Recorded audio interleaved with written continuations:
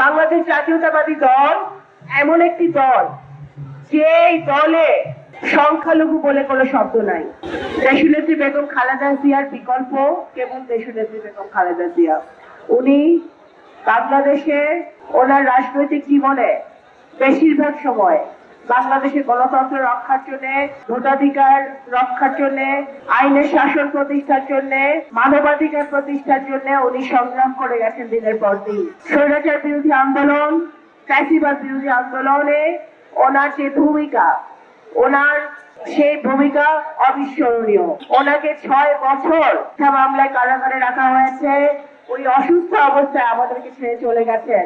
তারপরেও এমন নেত্রী যিনি এত অত্যাচার অনাচারের পরেও উনি একটা প্রতিহিংসামূলক কথা উনি কাউকে বলে নাই, কারোর বিরুদ্ধে উনি কোনো বিরুদ্ধচারণ করে নাই।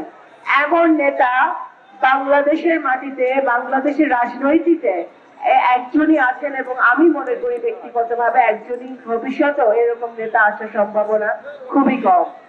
আমি আজকে ওনার আত্মার মাগফিরাত কামনা করছি। আমি দোয়া করছি আল্লাহ তাআলা যেন ওনাকে বেহেশত নসিব করেন, ওনাকে জান্নাতের মেহমান বানিয়ে দেন। বাংলাদেশ জাতীয়তাবাদী দল এমন একটি দল যে দলে সংখ্যালঘু বলে কোনো শব্দ নাই। আমরা প্রত্যেককে আমাদের 31 দফায় আপনারা দেখবেন আছে জনাব তারেক রহমান, যিনি বাংলাদেশের বিএনপির নেতৃত্ব দিচ্ছেন, আগামী দিনে বাংলাদেশের নেতৃত্ব দিবেন।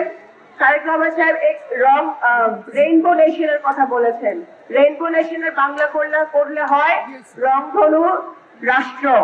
তার মানে আমাদের এত বর্ণের মানুষ, এত রঙের মানুষ, এত ধর্মের মানুষ, এত মতের মানুষ, এই সকল মানুষ শুধু বাংলাদেশ জাতীয়তাবাদী দলের পতাকা দলে নিরাপদ। আর কোন দলের মধ্যে এই এত রকমের মানুষ নিরাপদ না। নগরকান্দা এবং সালতায় এত আলেম ওলামারা আছেন, এত মাদ্রাসা আছেন। আমার জন্মের পর থেকে আমি দেখছি আমার বাবার কাছে যেই মাদ্রাসায় আলেম ওলামারা ওনারা গেছেন, সম্মানিত ব্যক্তি ওনারা গেছেন, আমার আব্বা সে মাদ্রাসার জন্য তার সামর্থ্য অনুযায়ী সে যাই পারছে মাদ্রাসার জন্য উনি, মসজিদের জন্য উনি করছে। আমি গত 15, 17, 18 বছরে আমি বহু মাদ্রাসায় গেছি, মাদ্রাসা হিসেবে চেষ্টা করছি আমার আব্বার কাজগুলা করে যাওয়ার জন্য। আমাদের যে মন্দিরগুলো আছে, উপাসনালয়গুলো আছে, সেগুলো যেন সংস্কার হয়, সেগুলো কিন্তু আমার আব্বা করছে, কোনো ভেদাভেদ দেখে নাই। আজকে আমাদের সেই নগরকান্দায় ফিরে যেতে হবে, যে নগরকান্দায় কোনো প্রতিহিংসা থাকবে না, কোনো মারামারি থাকবে না, কোনো খুনাখুনি থাকবে না, কোনো মিথ্যা মামলা থাকবে না। আমরা ঐক্যবদ্ধভাবে দল, মত, ধর্ম, বর্ণ নির্বিশেষে নগরকান্দার উন্নয়ন করব। 14টি ইউনিয়নের উন্নয়ন করব। এই 14টি ইউনিয়ন একটা বিশাল বড় ইউনিয়ন, এতগুলা গ্রাম, আমাদের এত মানুষ এখানে বসবাস করে, কিন্তু উন্নয়ন কি এরকম ভাবে হয়েছে? নিজের বুকে হাত দিয়ে বলেন উন্নয়ন হয়েছে? 14টি ইউনিয়ন, এত বড় ইউনিয়ন, এখানে ভালো রাস্তাঘাট এখনো হয় নাই, এখানে ভালো স্কুল এখনো নাই, ভালো কলেজ এখনো নাই। সেই জিনিসগুলো আমাদের প্রতিষ্ঠা করতে হবে। আমাদের ছাত্র সমাজ, যুব সমাজের জন্য কি করতে হবে? কর্মসংস্থানের ব্যবস্থা করতে হবে। কর্মসংস্থানের ব্যবস্থা কেন করতে হবে? আমাদের ভাইরা, আমাদের বোনরা পড়াশোনা করে ঢাকায় যায়, ফরিদপুরে যায়, গোপালগঞ্জ যায়, মাদারীপুর যায়, চিটাগং যায় চাকরি করতে। আমার নগরকান্দার মাটিতে যদি আমরা কর্মসংস্থানের ব্যবস্থা করতে পারি, তাহলে আমাদের ভাইরা বোনরা এখানে পড়াশোনা করে শেষ করে এখানে তারা চাকরি করে নিজেদের পরিবারের সাথে থাকতে পারবে। কৃষকদের কথা ভাবতে হবে।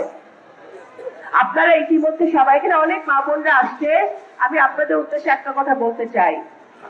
আমি তো করবই, আমি তো আপনাদের মেয়ে, আমার দায়িত্ব করা আমি করবই। আমারে বহু ষড়যন্ত্র হয়েছে আমারে আপনাদের থেকে আলাদা করার।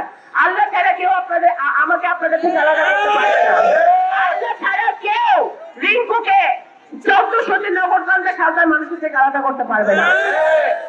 একটা কথা বলি, 3টা জিনিস না করতে হবে, 4টা জিনিস করা যাবে না। রিঙ্কু যতদিন বাইচে আছে, ওবায়দুর রহমানের মেয়ে যতদিন বাইচে আছে, এটা করা যাবে না। আমার বাপ সারা জীবন সত্যের পথে থাকছে, সারা জীবন ন্যায়ের পথে থাকছে। এই 1400 মাটিতে, নগরকান্দার মাটিতে চাঁদাবাজি করা যাবে না, দুর্নীতি করা যাবে না, দখলবাজি করা যাবে না, টেন্ডারবাজি করা যাবে না, করতে দিব না। যদি এটার জন্য আমার ক্ষতি হয়, আমার কেউ মেরে ফেললে মেরে ফেলবে, কিন্তু আমার যতদিন আল্লাহ তাআলা হায়াত দিতে, আমি নগরকান্দার মাটিতে দুর্নীতি হইতে দিব না।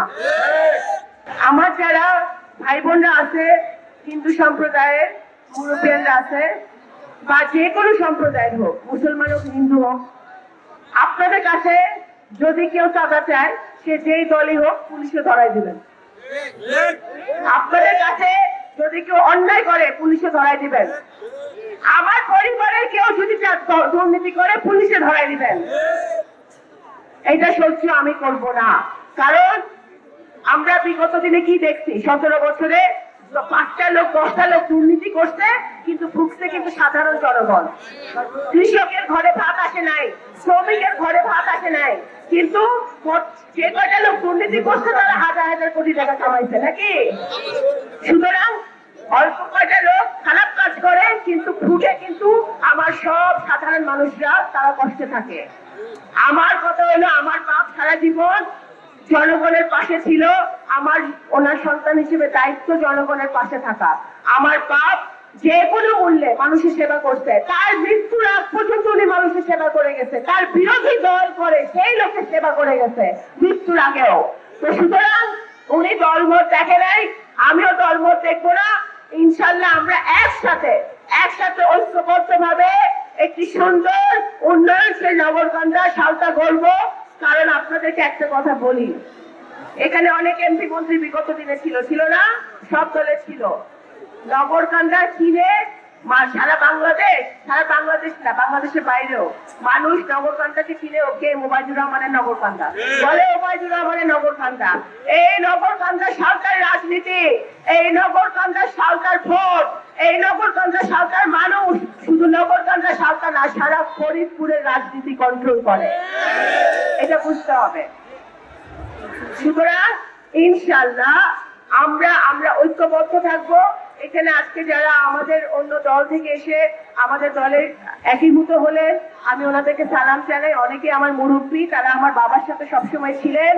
আমি তাদেরকে বলবো, আসুন আমরা একসাথে কাজ করি।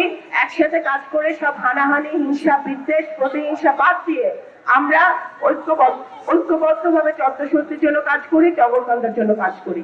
অসংখ্য ধন্যবাদ। আসসালামু আলাইকুম। বাংলাদেশ জাতীয়তাবাদী দল জিন্দাবাদ।